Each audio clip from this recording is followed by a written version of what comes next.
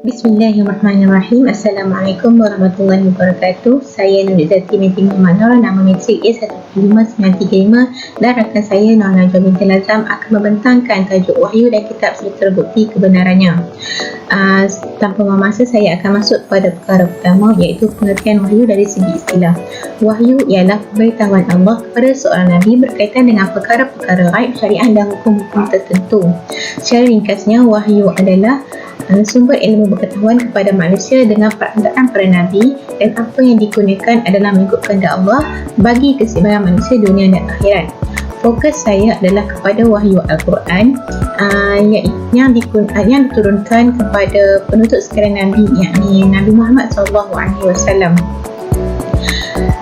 Kitab Al-Quran ini diturunkan sebagai mandat kepada baginda Nabi sebagai bukti kerasulannya. Isi kandungan kitab Al-Quran pula meliputi seluruh aspek kehidupan manusia dan bersifat syumul, iaitu sempurna.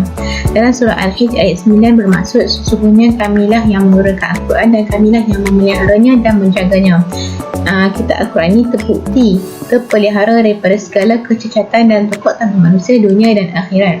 Seterusnya, bukti kebenaran Al-Quran pula adalah kitab Al-Quran ini menjadi panduan jalan yang lurus dan benar bagi seluruh umat Islam. Ianya terdapat dalam surah Al-Isra ayat 9. Mahkumnya, sesungguhnya Al-Quran ini memberi petunjuk jalan yang amat betul, yakni agama Islam. Bukti kebenaran kedua pula adalah kitab Al-Quran ini menjadi pegangan utama bagi manusia di dunia dan akhirat, seperti yang terdapat dalam surah Al-Hijr ayat 27 tersebut. Seterusnya, saya akan bentangkan berkaitan kitab Taurat, iaitu kitab Taurat ini adalah wahyu yang diturunkan kepada Nabi Musa AS dalam bahasa Ibrani. Ianya merupakan kitab samawi. Kitab Taurat ini dari sudut istilah bermaksud lembaran-lembaran yang berisi kalimah yang diturunkan kepada baginda Nabi Musa AS. Seterusnya, isi kandungan kitab Taurat pula berunsurkan akidah dan hukum syarak. Namun, kitab Taurat ini tiada keaslian kerana diubah dan ditopok tambah mengikut kepentingan individu. Seterusnya, bukti kebenaran kitab Taurat pula ianya diakui oleh Allah menerusi Al-Quran seperti ayat tersebut. A'udzubillahi minasyaitonirrajim. Nazzala 'alaikal kitaba bil haqqi musaddiqan lima bayna yadayhi wa anzala at-taurata wal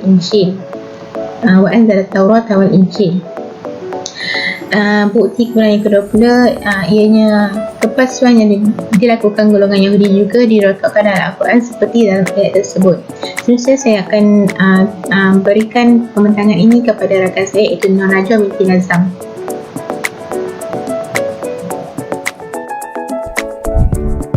Okay, bismillahirrahmanirrahim. Assalamualaikum warahmatullahi wabarakatuh. Nama Nur Najwa binti Lazam A176190, dan saya pula akan menyambung pada kitab yang seterusnya, iaitu kitab Zabur dan kitab Injil. Okey, kitab Zabur. Seperti mana yang kita tahu bahawa kitab Zabur ini diturunkan kepada Nabi Daud AS. Ia merupakan perkataan baginda yang meliputi wahyu, yang meliputi ilham daripada Allah SWT. Dan di antara isi kandungan di dalam kitab Zabur adalah ini tidak mengajar tentang syariat. Baginda ini hanya meneruskan syariat yang dibawa oleh Nabi Musa AS. Dan di dalam kitab Zabur ini terdapat mazmur, yakni nyanyian di dalamnya, seperti yang pertama, nyanyian dalam nyanyian menyembah Tuhan, pujian kepada Allah, doa-doa untuk memohon hajat dan sebagainya. Okey, dan bukti bahawa kitab Zabur ini adalah benar daripada Allah. Yang pertama, Allah menyatakan wahyu yang diturunkan kepada baginda itu dalam Al-Quran itu sendiri. Seperti mana dalil, a'udzubillahi minasyaitonirrajim, wa laqad faddalna ba'dhan nabiyyin 'ala ba'd wa atayna Dawuda zabura, iaitu kami menurunkan kepada Daud itu Zabur, kitab Zabur. Seterusnya, bukti kebenaran yang kedua adalah ianya merupakan kitab yang terang dan jelas. Dalilnya, a'udzubillahi minasyaitonirrajim, fa in kadzabuka faqad kadzdzaba rusulun min qablik ja'u bil bayyinat waz zubri wal kitabil munir. Seterusnya adalah kitab Injil, yang mana kitab Injil ini diturunkan kepada Nabi Isa AS. dan fungsinya adalah sama seperti kitab Taurat, kitab Zabur, yang mana ia petunjuk hidup bagi Bani Israel. Dan antara isi kandungan yang terdapat dalam kitab Injil ini adalah perintah untuk mengesakan Allah, menghapuskan beberapa hukum yang ada dalam kitab Taurat mengikut peredaran zaman itu sendiri. Terdapat juga keterangan mengenai Nabi Isa AS dan kelebihannya.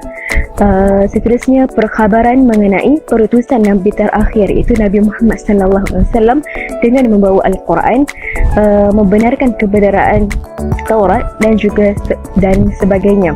Dan di antara bukti kebenaran kitab Injil ini, yang pertama, ianya merupakan petunjuk untuk membenarkan kitab Taurat.